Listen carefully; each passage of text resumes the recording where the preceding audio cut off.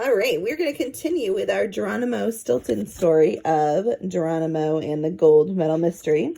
He's being sent to Greece. Let's see what happens next. I boarded the plane and started looking for my seat. As soon as I was settled in, I heard a high-pitched squeak. Ooh. I turned over and saw a flight attendant with a velvety fur coat, a slender snout, and powdered whiskers. She had fake eyelashes, bright red lipstick, and long polished nails. Her crooked little smile were squeezed inside yellow spiked high heels. Her crooked little paws, were squeezed inside yellow spiked high heels. I noticed she had just dropped her handkerchief. Being a gentle mouse, I got up and ran to retrieve it. I bowed, kissed her paw, and gave it back to her. "Oh, you are a true gentle mouse," she squeaked. And then she accidentally dropped a small suitcase on my right paw. "Ouch!" I screamed, but I wasn't about to let a little excruciating pain get in the way of my good manners. So I reached down and picked up the suitcase. Then I bowed, kissed her paw, and gave it back to her. "At your service, madame," I said. At that moment, she dropped an enormous suitcase on my left paw. "Yows!" I screeched, but I still managed to reach down and pick up the heavy suitcase, return it to her, bow, and kiss her paw. "Still at your service, madame," I gasped. The flight attendant ducked her head modestly. "Oh, you are such a polite mouse. Would you mind helping me show the movie?" Moments later, I was wrestling with a mountain of film strips that had wound themselves around my neck like snakes. "I'm suffocating!" I hissed desperately. As soon as I had untangled the tape, I bowed to the flight attendant, and kissed her paws. "Still at your service, madame," I gasped. She smiled sweetly and said, "Oh, you are such a sweet mouse. Would you mind helping me clean all the restrooms on the plane?" I had no choice but to clean those foul-smelling plane restrooms. The stench was enough to knock a sewer rat unconscious. When I finished, I gave the flight attendant back the pail and brush. She gave me her sweetest smile yet. "Oh, you are such a knowledgeable mouse. Would you mind?" Now I was truly worried. What else could she want me to do? Fly the plane? Oh, I'm a very nervous mouse, you know. So I asked very cautiously, "How else may I help you, madame?" It was then that I took a closer look at the flight attendant and realized something extremely bizarre.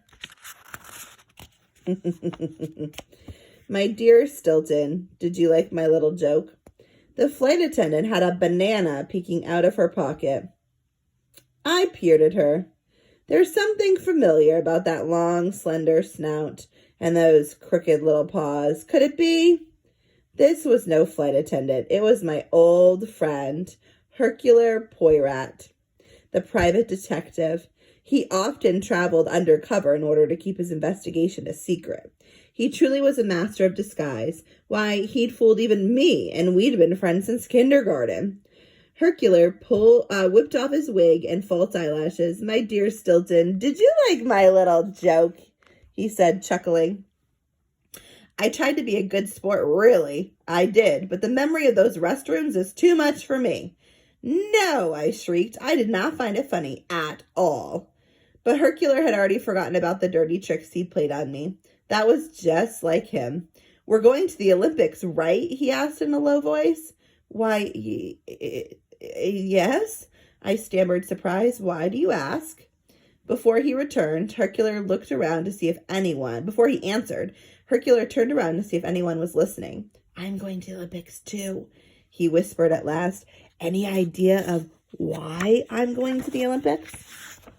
I didn't have a clue, but I told him, and I'm not sure I want to know. Hercule's investigations often led him into danger, and as you know, I am a bit of a scaredy mouse.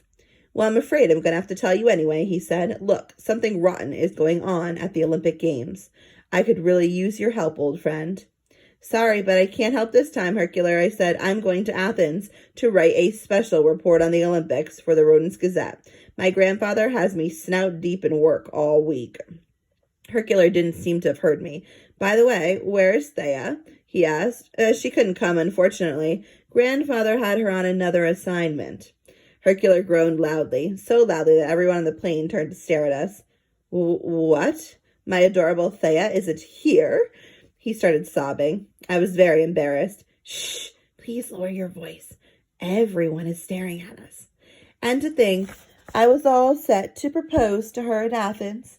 He lamented, holding his snout in his paws. I even bought her an engagement ring. I tried not to roll my eyes. You can ask her another time.